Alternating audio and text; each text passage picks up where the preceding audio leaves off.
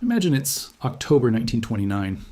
You're Harold Livingston, 42 years old, standing on the trading floor of the New York Stock Exchange. You've spent 19 years building your career as a stockbroker. Your hands know the ticker tape by feel. You own a house in Connecticut. Your wife is pregnant with your third child. By every measure of the era, you are a success. 6 weeks later, you're selling apples on a street corner, not because you made bad trades, not because you lacked skill, but because the entire system that gave your job meaning had ceased to exist in the space of 11 trading days. Your skills didn't become obsolete. The economy that needed them did. This isn't a story about bad luck. It's about a pattern. Because Harold Livingston wasn't alone. Across 6 continents and 90 years of financial history, there's a category of worker that vanishes faster than any other when economies collapse. Not the farmer, not the doctor, not the electrician. The workers who disappear first are those whose jobs exist only because of a specific economic architecture. When that architecture fails, they don't get laid off. They get erased. This is a forensic study of 5 job categories that have been annihilated within weeks when economies collapsed. Not because the workers failed, because the systems that made their work valuable were never as stable as they appeared. And once you see the pattern, you can't unsee it. The first job, the financial intermediary. When people think about financial workers losing jobs during crashes, they imagine traders getting fired after bad bets. That's not what happens. What happens is far more structural. The financial intermediary is anyone whose job exists to facilitate transactions between money and assets, stockbrokers, mortgage officers, loan processors, investment advisors. These jobs don't create value in the physical sense. They extract fees from the movement of capital. When capital stops moving, the job doesn't shrink. It vanishes. Consider what happened between September 2008 and March 2009. In those 6 months, the American financial sector shed over 400,000 jobs. Lehman Brothers employed 26,000 people on September 12, 2008. By September 23rd, the firm no longer existed. 26,000 people were vaporized from the payroll as a legal entity ceased to exist. The Lehman employees who lost their jobs weren't bad at their jobs. Many were exceptional. They lost because the system of credit creation that employed them had suffered cardiac arrest. Their skills were specific to an architecture that had stopped functioning. Think about what a mortgage broker actually does. They don't build houses. They don't lend money. They connect buyers to lenders and extract a fee. When lending freezes, they don't have less work. They have no work. Between 2007 and 2010, the United States lost approximately 50% of its mortgage brokerage workforce. Not 50% were laid off. 50% of the industry disappeared. The pattern repeats. In Japan, after the asset bubble collapsed in 1991, the financial sector shed jobs for an entire decade. In Argentina, in 2001, when the peso was delinked from the dollar and banking was frozen, tens of thousands of financial workers lost jobs within weeks. These workers weren't replaced by technology. They weren't outcompeted. The economic function they performed stopped existing. The job didn't go somewhere else. It went nowhere. Financial intermediation employs over 6 million Americans directly. These jobs exist because credit expands, assets trade, and transactions occur. If the system freezes, the jobs don't pause. They evaporate. The second job, the real estate professional. This sector looks nothing like finance, but follows exactly the same extinction pattern. Real estate agents, developers, appraisers, property managers. This sector only functions when property changes hands. When transactions stop, the sector doesn't contract. It collapses. Spain between 2008 and 2013 is the clearest example. Before 2008, Spain experienced one of the largest construction booms in European history. At its peak, Spain built more houses annually than Germany, France, and the United Kingdom combined. Real estate employed nearly 13% of the Spanish workforce. Then the music stopped. Property transactions fell by over 70% between 2007 and 2009. House prices collapsed by 40%. Construction halted overnight. By 2012, Spain's unemployment rate reached 26%. Among young people, it exceeded 50%. The epicenter wasn't manufacturing. It was real estate. A real estate agent doesn't own or build property. They facilitate sales and collect commissions. When sales stop, they don't earn less. They earn nothing. In Ireland, construction accounted for nearly a quarter of GDP by 2007. When the crisis hit, property prices fell over 50%. Construction employment collapsed by 2/3 within 18 months. Real estate jobs aren't attached to physical property. They're attached to property transactions. When transactions freeze, the jobs don't scale down. They cease to function. And these workers face particular cruelty. Their skills aren't transferable. A real estate agent cannot easily become a nurse. Their expertise is valuable only when the market functions. When it doesn't, they're not unemployed. They're obsolete. The third job, the state employee in a failing state. This is the category people in stable countries never consider. Government jobs seem like the safest jobs. Public sector workers have security, pensions, and protections. They are, by definition, the last to be fired. But there's a condition. The state must continue to exist in functional form. When states collapse, their employees don't just lose jobs. They lose the entire framework that gave their work meaning and compensation. The Soviet Union employed, directly or indirectly, over 100 million people. The state was the employer. There was no meaningful private sector. When the USSR dissolved in December 1991, those employment relationships didn't wind down. They stopped. Factories didn't close. They stopped paying workers. Government offices didn't lay people off. They stopped functioning. Paychecks stopped arriving because the entity that wrote them no longer existed. By 1992, real wages in Russia had fallen by over 40%. By 1998, they had fallen by nearly 60%. Teachers, doctors, bureaucrats remained nominally employed. But employment without payment is not employment. It's fiction. In Ukraine, Moldova, and Georgia, government workers showed up to offices for months without being paid. They had jobs in name only. Argentina in 2001 demonstrated a milder version. When the government defaulted, provincial governments paid workers in scrip worth a fraction of face value. Federal employees faced salary freezes and non-payment. Venezuela showed the same pattern in slow motion. As hyperinflation destroyed the bolivar, public sector salaries became worthless. A government worker in 2019 earned approximately $6 per month in real terms. They still had jobs. The jobs had become economically meaningless. State employment is backed by state capacity. When the state loses the ability to tax, borrow, or print currency without consequences, it loses the ability to pay. State employment becomes theoretical rather than economic. In stable countries, this seems impossible, but stability is not a law of nature. It's a condition, and conditions change. The fourth job, the import-dependent merchant. This category is less obvious, but historically devastating. In most economies, there exists a class of workers whose livelihood depends entirely on importing foreign goods.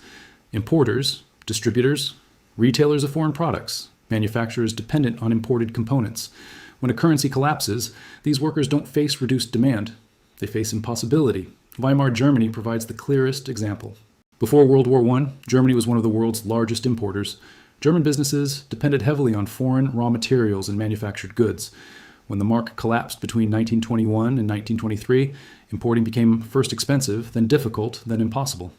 A German merchant who spent 20 years importing British textiles wasn't merely struggling with higher costs. They faced complete breakdown of the system that made their business possible. The mark lost value so quickly that by the time shipments arrived, payments due had multiplied many times over. Importers didn't go out of business slowly. They collapsed in waves as each devaluation made the next transaction impossible. Zimbabwe in the 2000s repeated this pattern. As hyperinflation took hold, the import sector was annihilated.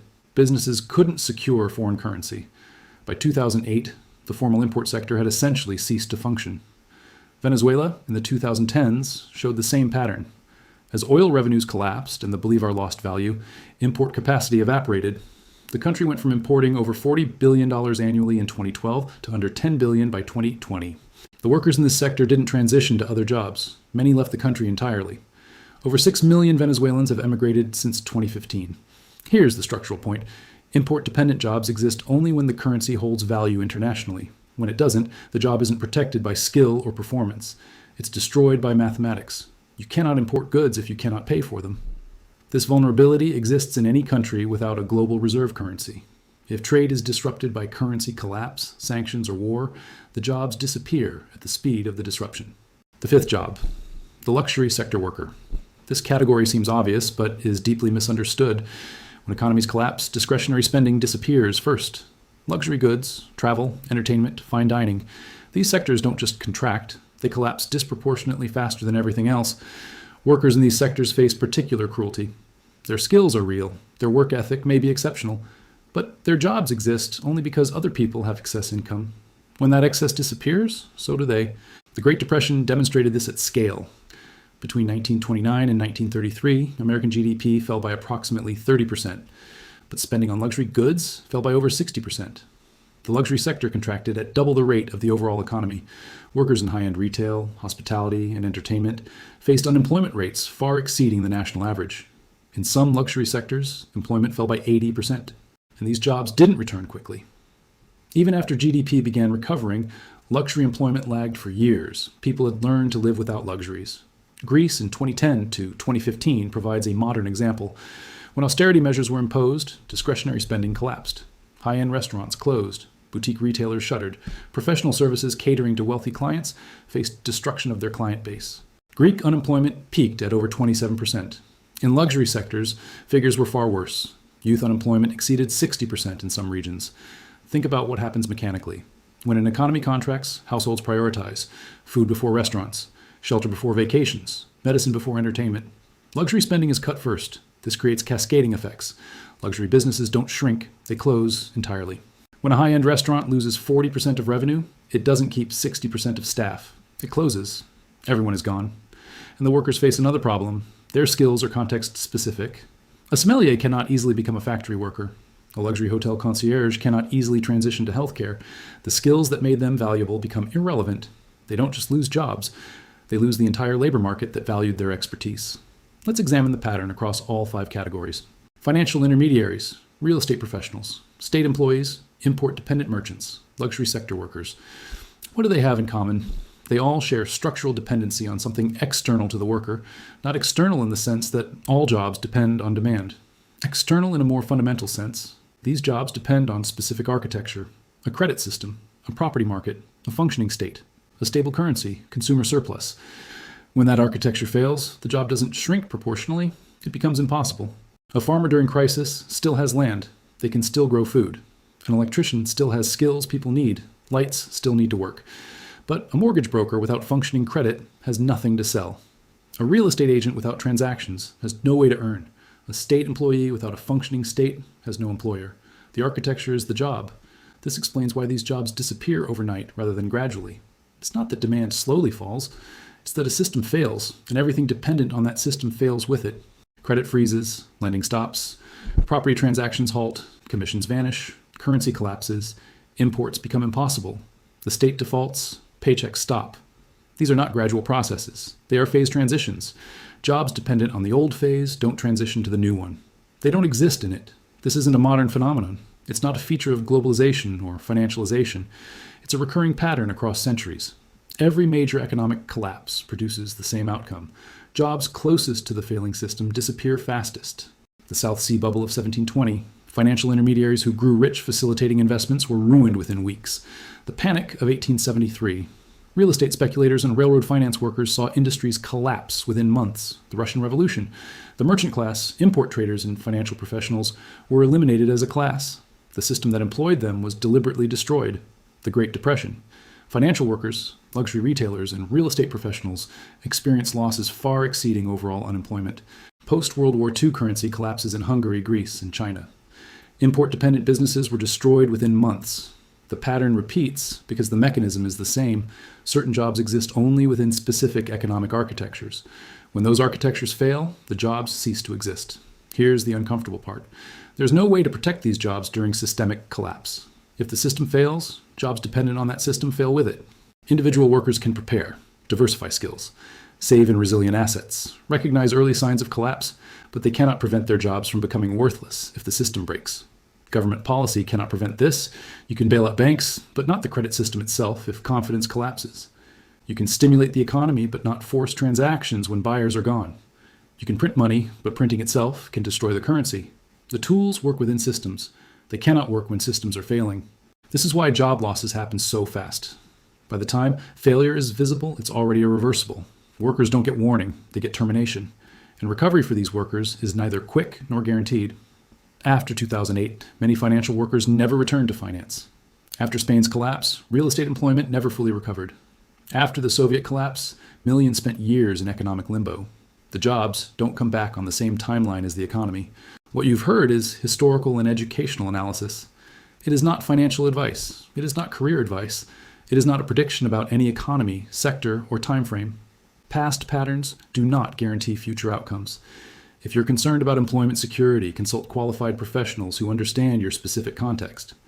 The 5 job categories I've described are not obscure niches. In modern economies, they represent tens of millions of workers.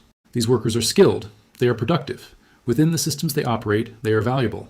But they are all making the same implicit bet, that the systems they depend on will continue to function, that credit will flow, that property will transact, that states will pay, that that currencies will hold value, that consumers will have surplus. Most of the time, that bet pays off. But history tells us something uncomfortable. When those bets fail, they fail all at once. Workers lose everything overnight. Not because they did anything wrong, because the architecture they built their lives within ceased to exist. Some jobs are more resilient than others, not because workers are better, because dependencies are different. The carpenter is more resilient than the mortgage broker, the farmer more resilient than the importer, the doctor more resilient than the spa worker. This isn't moral judgment, it's structural observation. The question every worker should ask: what does my job depend on? What happens to that dependency if the system fails? Most people never ask, and for most people, most of the time that's fine. But those who did ask, who understood their vulnerability, who prepared for the possibility that systems might fail, they were not selling apples on street corners after 1929. They were not in unemployment lines after 2008. They were not fleeing across borders after currencies collapsed. Preparation is not pessimism. It's pattern recognition. The patterns are there. They've always been there. Whether you choose to see them is up to you. If this analysis helped you see something you hadn't considered before, this channel exists to continue that work, to study systems, to identify patterns, to explain mechanisms before they become headlines. Most people don't see these things coming, not because they're hidden, because no one taught them how to look.